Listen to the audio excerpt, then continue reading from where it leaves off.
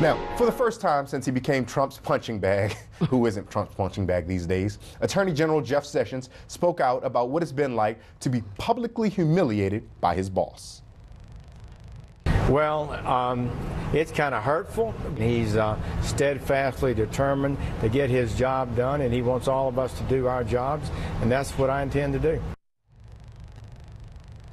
Sessions so far has no plans to resign, and Republicans on the Hill have made it clear firing him would be a big mistake. If Jeff Sessions is fired, there will be holy hell to pay. The presidency isn't a bull, and this country isn't a china shop. Holy hell to pay. What a quote. But the Washington Post reports that President Trump is still rankled about Sessions recusing himself from the Russia investigation and recently had conversations with advisors about appointing his replacement through a recess appointment. Now, the president could do that when Senate breaks for more than a week, thus avoiding a Senate confirmation. Attorney General Sessions knows better than anybody that the president and his campaign had nothing to do with Russia, and his decision to recuse himself was disappointing to the president. At the same time, the president wants him to do his job, do it properly. He wants him to be tough on the intelligence leaks, and he wants him to move forward. Again, we're here with our panel, Barbara, Faraji, and Shannon. Shannon, I'm going to start with you. Looks like there's some internal fighting on the GOP, particularly on Capitol Hill. Are we reading that accurately? Well, not everybody gets along with everybody all the time. In my opinion, to do a recess appointment would be a really wrong move for a whole bunch of reasons on a whole bunch of different levels. If you have someone that's in place that recuses himself, it's because he feels there's a conflict. So if you have somebody that you want to honor the spirit and the letter of the law, and they say they feel they are not in a position to best do that, for you to question that means you're questioning your initial appointment in the first place, number one.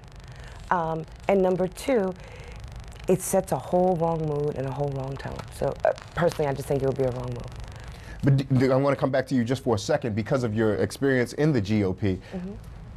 Are folks within that party now getting frustrated with their own president at this point? It seemed like a lot of people were very interested and willing to grin and bear it because he was carrying the party's name during the election. But now, many GOP folks, you're hearing from staffers on the Hill and various folks in the administration, are just simply tired of it. Is that fair? Well, I don't think that you ever really have a president that 100% of their party is completely behind from, day one or day two on. So I think it just, it varies in degrees depending on the president. Sometimes it's personality, sometimes it's policy, sometimes it's all of the above. Might not be 100%, but definitely a lot less than 50% for Faraji. At this point, if you are not a supporter of President Trump or the Republican Party, do you just watch and laugh at the internal implosion? No, you don't watch and laugh. I mean, it's more sad because it's at the detriment of the fundamentals, what we say is democracy.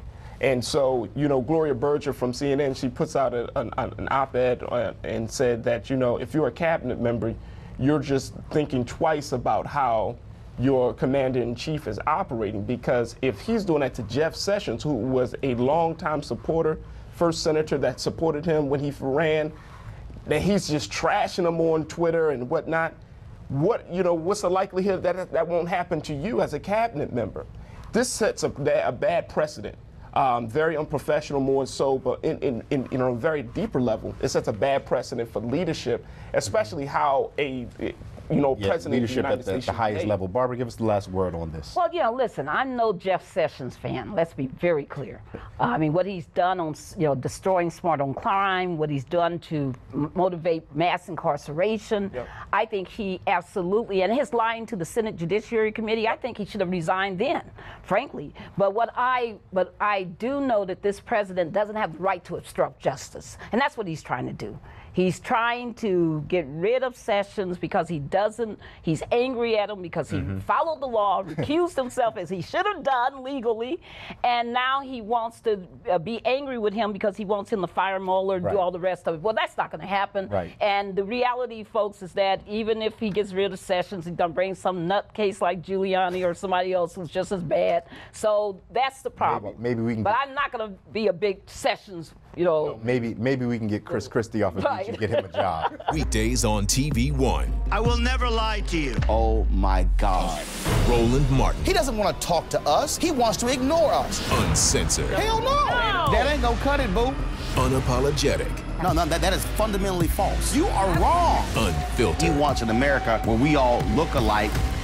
He ain't talking about black people. Unrelenting. You better go work out, because you got a fight on your hands. NewsOne Now with Roland Martin. Weekdays at 7 a.m.